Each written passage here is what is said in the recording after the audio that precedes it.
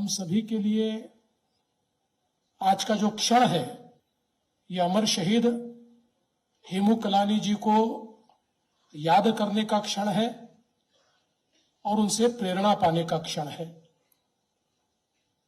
हमारे प्रधानमंत्री जी ने आजादी के अमृत महोत्सव के निमित्त से हम सबको जो पंच प्रण दिए हैं, अपने इतिहास को याद रखना है, हमारे स्वतंत्र संग्राम सेनानियों को याद रखना है, वही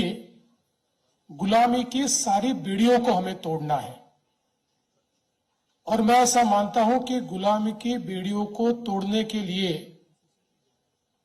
हमें जो प्रेरणा चाहिए वो अमर शहीद हेमू कलानी जी के चरित्र से हमको मिलती है। हेमू कलानी जी को सिंध के भगत सिंह के रूप में जाना जाता है और उनका चरित्र जब हम लोग पढ़ते हैं तो एक होनहार छात्र जिन्हें कुश्ती लड़ने की महारत हासिल है, बहुत अच्छे तैराक हैं और एक बड़ी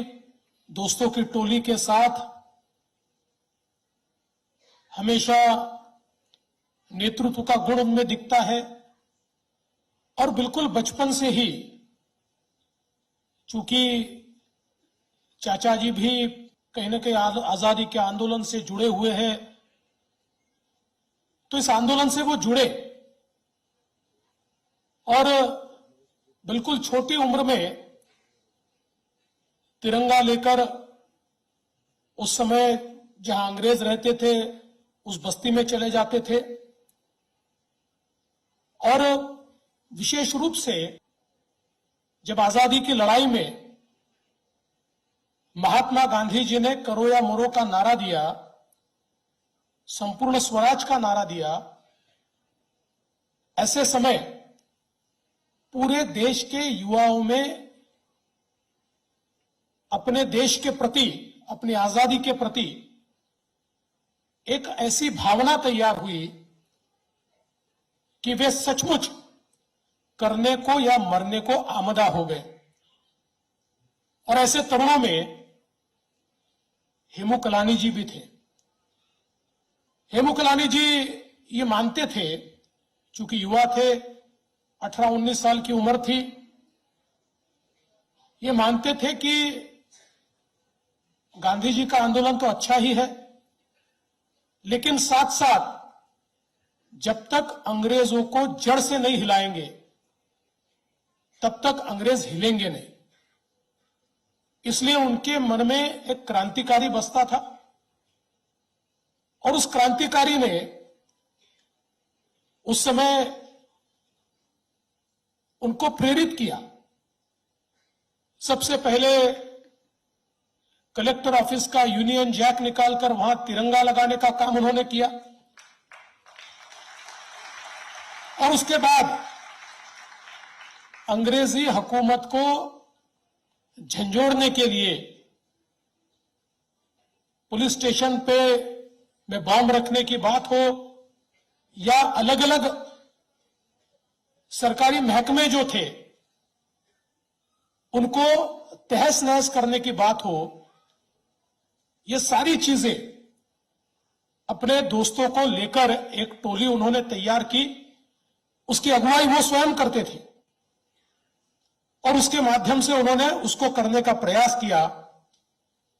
और हम सब लोग जानते हैं कि जिस समय ये पता चला कि अंग्रेजों की आर्म्स एंड एम्युनिशन की ट्रेन ये जाने वाली है, उन्होंने प्लान बनाया इसको लूटने का, क्योंकि वो जानते थे कि ये जो सारे शस्त्र है, अस्त्र है, अंग्रेज भारतीयों के खिलाफ ही इस्तेमाल करेंगे। ये गोलियां भारतीयों के ही सीने में दागी जाएगी। इसलिए उसका प्लान उन्होंने तैयार किया और जिस समय प्लान के मुताबिक रेलवे की पटरियों को ढीला करने का काम कर रहे थे ताकि ट्रेन डिरेल हो जाए और सारा ये जो असला है, जो शस्त्र अस्त्र है, इसको वे लूट कर ले जाए और अंग्रेजों के खिलाफ इस्तेमाल करे। ऐसे समय वहां पर रेड हुई, अंग्रेजों को पता चला, पुलिस पहुंची, सारे साथी निकल गए, लेकिन हेमू कलानी जी वहां से नहीं निकले, वे पकड़े गए। और इतनी हिम्मत उनमें थी कि कई दिनों तक उनको टॉर्चर किया गया, लेकिन अपने एक भी साथी का नाम उन्होंने नहीं कहा।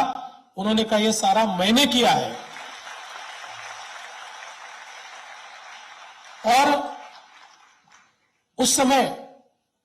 पहले तो उनके ऊपर जब यह सारी कानूनी कार्रवाई हुई तो 10 साल की सजा हुई, लेकिन जब वो अंग्रेजी अफसर के पास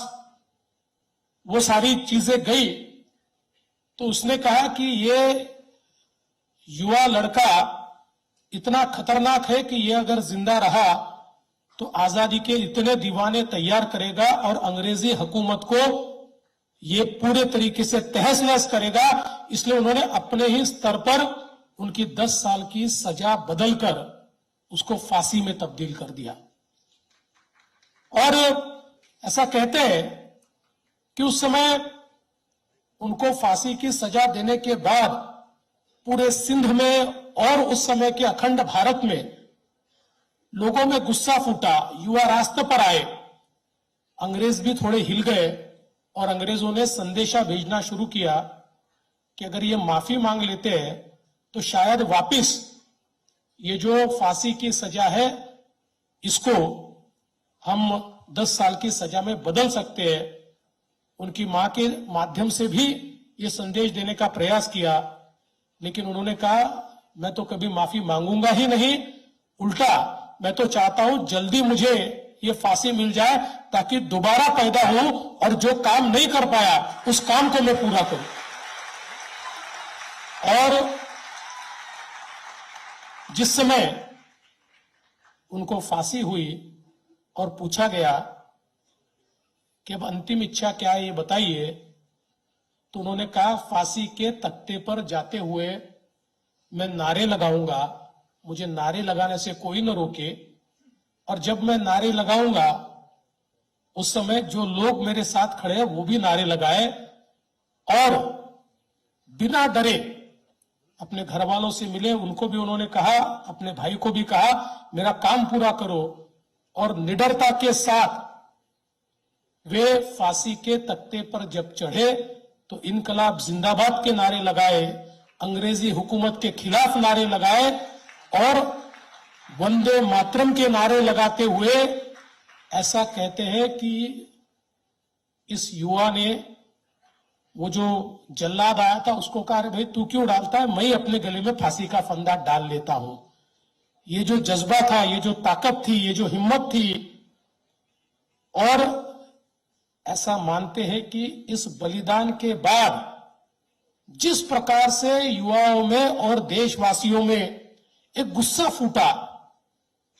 उस गुस्से के कारण अंग्रेजों को बैकफुट पर जाना पड़ा और इस प्रकार की कई घटनाओं के कारण अंग्रेजों के ध्यान में आया कि इस देश को गुलामी में नहीं रखा जा सकता। इसलिए मैं ऐसा मानता हूं कि भारत के स्वतंत्रता के इतिहास में जिन लोगों को मील के पत्थर के रूप में देखा जा सकता है उनमें से एक अमर शहीद हेमू कलानी थे।